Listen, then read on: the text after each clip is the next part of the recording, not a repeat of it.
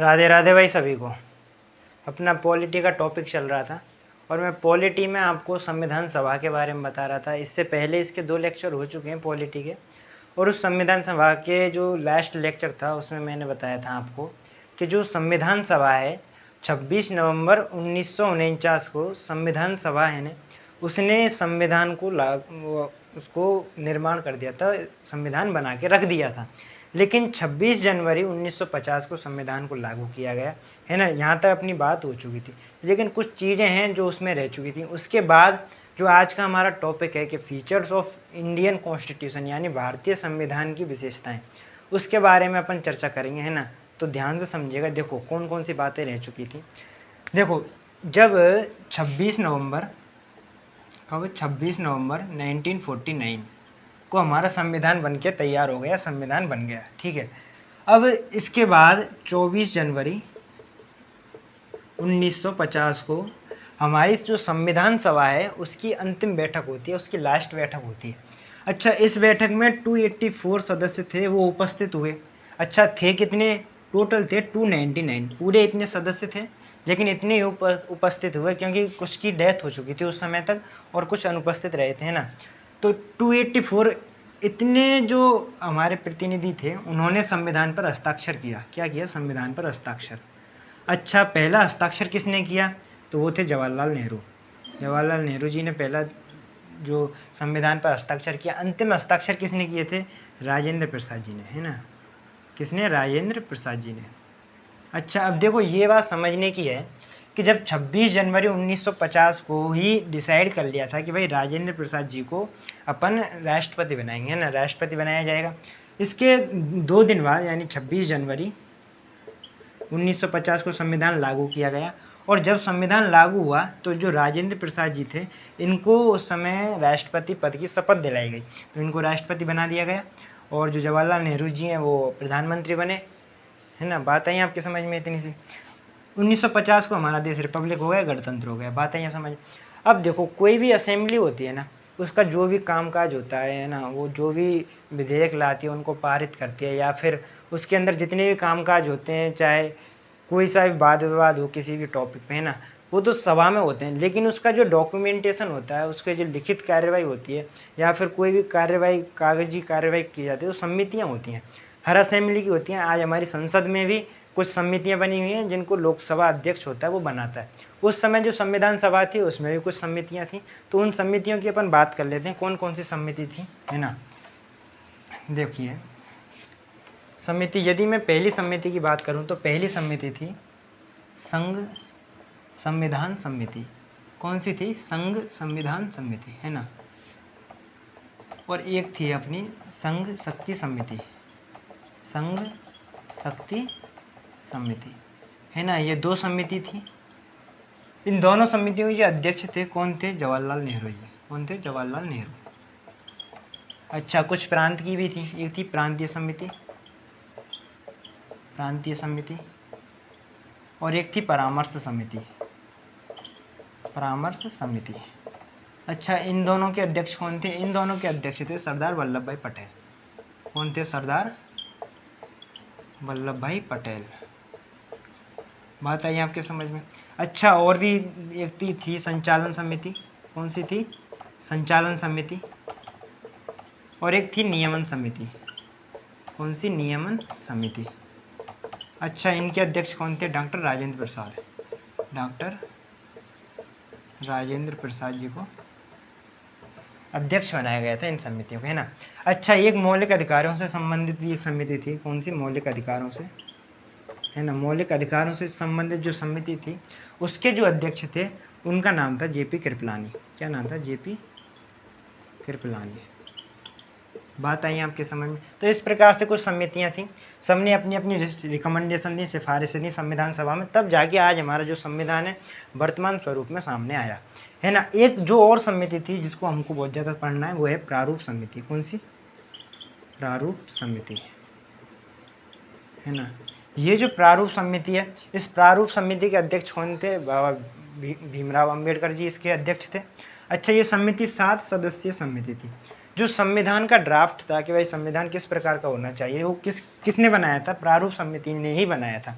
प्रारूप समिति ने ही सारी चीज़ें संविधान में बनाई थी, संविधान इन्होंने ही लिखा था, है ना। इसीलिए जो डॉक्टर भीमराव अंबेडकर जी हैं उन्हीं को संविधान का निर्माता, माता पिता, है ना, जनक जननी, जो भी आप कह लीजिए वो कहते हैं। भारतीय संविधान के निर्माता कौन? डॉक्टर भीमराव अंबेडकर जी, है ना। बात है ये समझिए। ये कुछ समितियाँ हैं और कुछ ऐसे फैक्ट हैं जो आपको याद करने क्या कि भाई देखो, मोहम्मद अली जिन्ना कभी जो हमारी संविधान सभा है उसके सदस्य नहीं बने, महात्मा गांधी जी कभी हमारी जो संविधान सभा है उसके सदस्य नहीं बने, है ना। बात आई हम समझ में। कुछ ऐसे फैक्ट हैं। अच्छा, एक और जो अपने को याद रखना है, क्या रखना है कि जो संविधान सभा थी उस हमारी, है ना, उस संविधान सभा के जो पहले उपाध्यक्ष थे, कौन उपाध्यक्ष? पहले उपाध्यक्ष कौन थे? इसके पहले उपाध्यक्ष थे H.C. मुखर्जी। क्या नाम था? H.C. मुखर्जी पहले हमारे संविधान सभा के उपाध्यक्ष थे। दूसरे उपाध्यक्ष कौन थे? सेकंड उपाध्यक्ष कौन थे? B.T. कृष्णमाचारी। B.T. कृष्णमाचारी। अच्छा, ये जो बंदा है ना, ये जयपुर के दीवान थे, जयपुर के दीवान, है ना। क्योंकि जयपुर एक रियासत थी और रियासतों से मनोनीत होकर बंदे गए थे संविधान सभा में, तो वो एक दीवान ये मनोनीत होकर गए थे। जयपुर के राजा ने इनको चुन के भेजा था संविधान सभा में, वहाँ जाके ये उपाध्यक्ष बने संविधान सभा के। बात आई आप समझ में। कुछ चीज़ें थी जिनके बारे में आज अपने चर्चा कर ली, है ना। संविधान सभा का इतना ही था, है ना। आगे अब जो आज का टॉपिक है अपन उस पर चर्चा करते हैं। आज का टॉपिक क्या है? आज का टॉपिक है भाई अपना कि फीचर्स ऑफ इंडियन कॉन्स्टिट्यूशन, यानी कि भारतीय संविधान की विशेषताएं। अब हमारा कॉन्स्टिट्यूशन बन गया, संविधान बन गया, संविधान सभा ने संविधान बना के रख दिया। अब उसकी क्या क्या विशेषताएं हैं ना, वो अपने को पढ़नी है। पहली जो विशेषता है वो क्या है कि भाई हमारा जो संविधान है विश्व का सबसे बड़ा संविधान है। क्या है? विश्व का सबसे बड़ा संविधान है, सबसे बड़ा संविधान है ना। अब आप बोलोगे भाई ऐसे कैसे कह सकते हो कि संविधान है ना। देखो, यदि मैं और भी इस दुनिया में बहुत सारे लोकतांत्रिक देश हैं, है ना। आज यदि अमेरिका की बात करें तो अमेरिका को जो संविधान है उसमें 7 अनुच्छेद हैं। यदि कनाडा के संविधान की बात करें तो उसमें 127 अनुच्छेद हैं।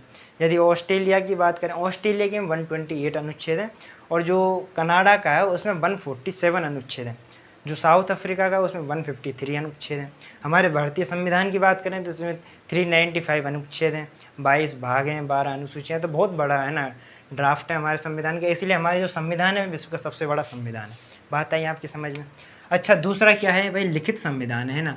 ऐसा नहीं है कि जो हमारा संविधान है ये लिखित है या फिर परंपराओं पे चला आ रहा है। लिखित संविधान है। बाकायदा संविधान सभा ने एक समिति बिठाई थी, प्रारूप समिति। प्रारूप समिति ने ही संविधान को लिख के दिया। बात आई समझ में, यानी कि लिखित संविधान। नंबर 3 क्या है? लचीला भी है अपना संविधान और कठोर भी है। अब ये आप कैसे पता लगाओगे भाई अपना कोई भी संविधान लचीला कैसे और कठोर कैसे?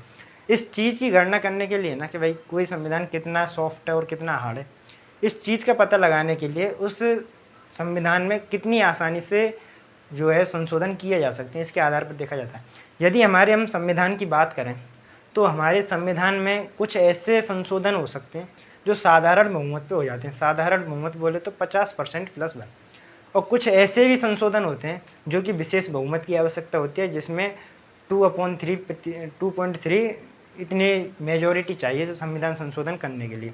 अच्छा, कुछ ऐसे भी संशोधन होते हैं जिसमें विशेष बहुमत भी चाहिए, सरकार को 66% बहुमत भी चाहिए, उसके अलावा आधे राज्यों का समर्थन भी चाहिए, तभी जाके संशोधन हो सकता है ना। तो इस प्रकार से देखते हैं कि भाई जो हमारा संविधान है उसमें कुछ चीज़ ऐसी हैं जो आसानी से चेंज हो जाती हैं, आसानी से संशोधन किया जा सकता है। लेकिन कुछ ऐसी चीज़ें जिनमें बहुत ज़्यादा डीपली और जिनमें बहुत ज़्यादा हार्ड तरीके से अपन संशोधन करना पड़ता है। बात आई आपकी समझ में। अच्छा, और क्या है? और हमारा पंथ निरपेक्ष है ना। पंथ निरपेक्ष क्या हुआ भाई? हमारा जो संविधान है, हमारे संविधान ने ये छूट दे रखी है प्रत्येक नागरिक को हमारे देश में किसी भी धर्म का व्यक्ति रह सकता है। अपनी जो उसकी धर्म की मान्यताएं, परंपराएं, है ना, प्रथाएं, उनको यहाँ पे फॉलो कर सकता है, उसको रिलीजन को अपने यहाँ फॉलो कर सकता है ना। हिंदू, मुस्लिम, सिख, ईसाई, जैन, बौद्ध, पारसी, यहूदी, है ना, सभी प्रकार के धर्म के लोग जो अपने यहाँ रहते हैं वो अपनी जो प्रैक्टिस है उनको फॉलो करते हैं ना। तो यानी कि पंथ निरपेक्ष है अपना देश, है ना। ये भी हमारे संविधान की विशेषता है, क्योंकि संविधान ही ये चीज़ हमको अधिकार देता है। इसके अलावा क्या है? इसके बाद ये है भाई संपूर्ण प्रभुत्व संपन्न है ना। संपूर्ण प्रभुत्व संपन्न है। अब संपूर्ण प्रभुत्व संपन्न का मतलब क्या होता है? भाई यदि आपका जो संविधान है उस संविधान पर कोई विदेशी ताकत है, यदि उसका प्रभाव है ना, तो मतलब कि जो आपका संविधान है वह पूर्ण संप्रभुत्व नहीं है ना। लेकिन जो हमारा संविधान है भारत के लोगों ने बनाया था, भारत की जो जनता है उसकी इच्छा शक्ति पे बना हुआ था। उन्होंने मांग की थी कि भाई हमारे लिए संविधान होना चाहिए, तब जाके संविधान बना। तो ये जो है ना हमारा जो संविधान है संपूर्ण प्रभुत्व संपन्न है, किसी विदेशी ताकत का हमारे जो संविधान पे उस पर अधिकार नहीं है, उसको कहीं इंटरफेयर नहीं है। बात है आपकी समझ में। अच्छा और क्या चीज़ है, और भाई एक है हमारी शासन प्रणाली, है ना। कौन सी शासन प्रणाली। अब बोलो भाई शासन प्रणाली कैसे है ना, हमारे संविधान की शासन प्रणाली क्या है। देखो इस दुनिया में बहुत सारे लोकतांत्रिक देश हैं। यदि उन लोकतांत्रिक देशों की बात करें अपन, तो दो प्रकार की शासन प्रणाली होती है लोकतांत्रिक देशों में। एक होते हैं अध्यक्षात्मक और एक होते हैं संसदात्मक, है ना। जैसे कि अमेरिका की बात करें तो अमेरिका में जो शासन प्रणाली है वो अध्यक्षात्मक है। लोकतांत्रिक देश है लेकिन वहाँ अध्यक्षात्मक है। अध्यक्षात्मक क्या होता है, उसमें जो सबसे ऊंचा जो राष्ट्र पद होता है ना वो राष्ट्रपति का होता है। वहाँ राष्ट्रपति के चुनाव होते हैं, राष्ट्रपति ही उस देश का कर्ता धर्ता होता है। लेकिन यदि संसदात्मक शासन प्रणाली की बात करें तो प्रधानमंत्री सबसे ऊंचा पद होता है। और यदि इसको और ज़्यादा मैं डिफाइन करूँ कि संसदात्मक प्रणाली कैसी होती है, तो देखो एक तो होती है व्यवस्थापिका। व्यवस्थापिका बोले तो हमारी संसद मान लीजिए, है ना। और एक होती है कार्यपालिका। कार्यपालिका बोले तो अपनी कैबिनेट मान लीजिए, मंत्रिपरिषद, प्रधानमंत्री, इनको मान लीजिए, है ना। ये होते हैं। अब यदि आपकी व्यवस्थापिका और कार्यपालिका में घनिष्ठ संबंध है दोनों के बीच, तो वो क्या है, वो संसदात्मक शासन प्रणाली। यदि कार्यपालिका व्यवस्थापिका के प्रति उत्तरदायी है ना, तो वो कौन सी शासन व्यवस्था है, वो संसदात्मक शासन व्यवस्था है। और जिन देशों में संसदात्मक शासन प्रणाली होती है ना, उसमें दोहरी कार्यपालिका होती है। एक जो कार्यपालिका होती है नाम मात्र की होती है, और एक होती है जो वास्तविक कार्यपालिका होती है। फॉर एग्जाम्पल हमारे भारत में दोहरी कार्यपालिका है। जो नाम मात्र की कार्यपालिका है वो राष्ट्रपति पद का है ना, और जो वास्तविक कार्यपालिका की शक्ति हैं वो प्रधानमंत्री के हाथों में होती है। तो हमारी जो शासन प्रणाली वो कैसी है, संसदात्मक शासन प्रणाली। भारत देश की हुई या ब्रिटेन की कहें तो इनकी भी क्या है, शासन प्रणाली है वो संसदात्मक है। बात आई आपके समझ में। अच्छा इसके अलावा और क्या चीज़ है, इसके अलावा जैसे कि हम आपातकाल स्थिति हमारे संविधान में है ना, आपातकालीन व्यवस्था, आपातकालीन व्यवस्था हमारे संविधान में कुछ ऐसी भी व्यवस्थाएं कि भाई यदि देश में कोई आर्थिक संकट आ जाए, यदि देश में बाहरी आक्रमण हो जाए, यदि देश में सशस्त्र विद्रोह हो जाए, है ना, हथियारों से विद्रोह हो जाए, तो उस समय आपातकाल लगाया जा सकता है ना। ये भी हमारे देश में शक्तियाँ कुछ, है ना। और क्या शक्तियाँ, और क्या हमारे संविधान की विशेषता है। एक जो विशेषता है हमारे संविधान की वो क्या है, संघात्मक, संघात्मक